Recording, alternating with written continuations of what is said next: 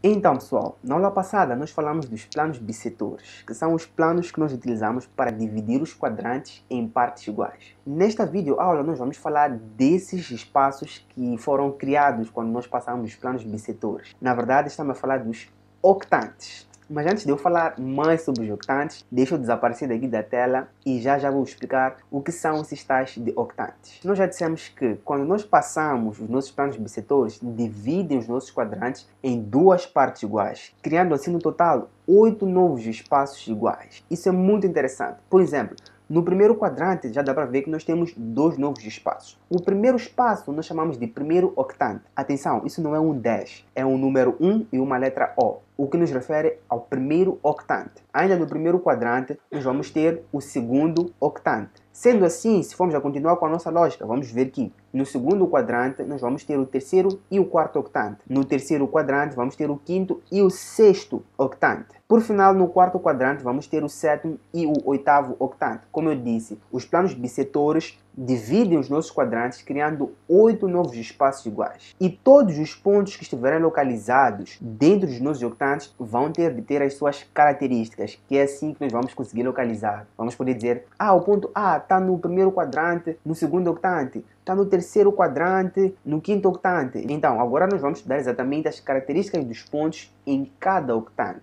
Assim, todo ponto que estiver no primeiro octante tem de ter afastamento positivo maior que uma cota positiva.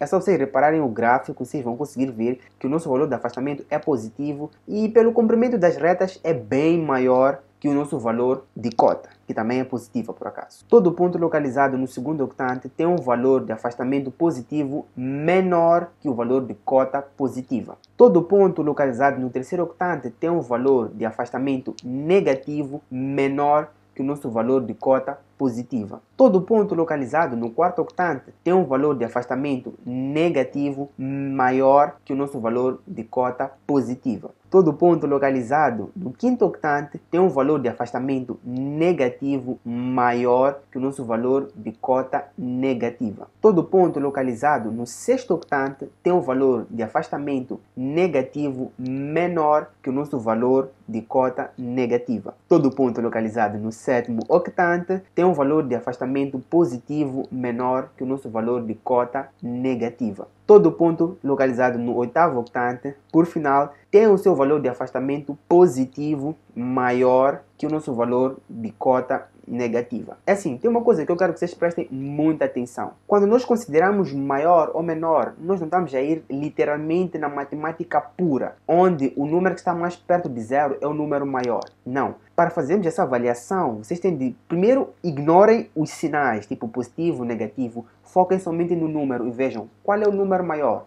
E depois adicionem os sinais que é para poderem se localizar nos quadrantes. Porque se vocês tentarem juntar, vão ver que não faz muita lógica. Assim, e é uma coisa que eu só estou a dizer, que é para vocês prestarem atenção, porque se vocês forem a se concentrar muito aqui, vão perceber que tem algumas coisas que não fazem muito sentido. Mas é basicamente por causa dessa relação. Nós temos de separar os sinais, analisar somente os números, ver qual é o maior e o menor, e depois adicionar os sinais que é para podermos localizar bem o ponto no espaço, tipo já em DGD mesmo. Então, eu queria deixar para a próxima aula para falar sobre o eixo, tipo os pontos localizados no eixo, quais são as características dos pontos localizados no eixo. Só que é uma coisa tão simples, mas tão simples que eu vou colocar logo nessa videoaula. O nosso eixo, nós sabemos também que coincide com a nossa linha de terra. Então, quais são as características que o ponto deve ter para nós dizermos que esse ponto está localizado no eixo? É muito simples. Todo ponto localizado no eixo tem um valor de cota e afastamento nulo. Em outras palavras, se tivermos cota e afastamento igual a zero, com certeza esse ponto está localizado no nosso eixo. Então, é só isso. Eu espero que vocês tenham entendido quais são as características dos pontos que pertencem a cada octante. Como eu sempre digo, para tu dominar essas coisas e tu saberes e perceberes melhor, tens de praticar. Não tem outra coisa. Podes ver 50 mil vídeos, mas se tu não fores na prática e resolveres exercícios mesmo, tu não vais ter como saber quais são as características nem dos quadrantes, semiplanos, bissetores, não vais saber nada, porque simplesmente assistir vídeos não vai te ajudar a memorizar e saber como realmente as coisas funcionam.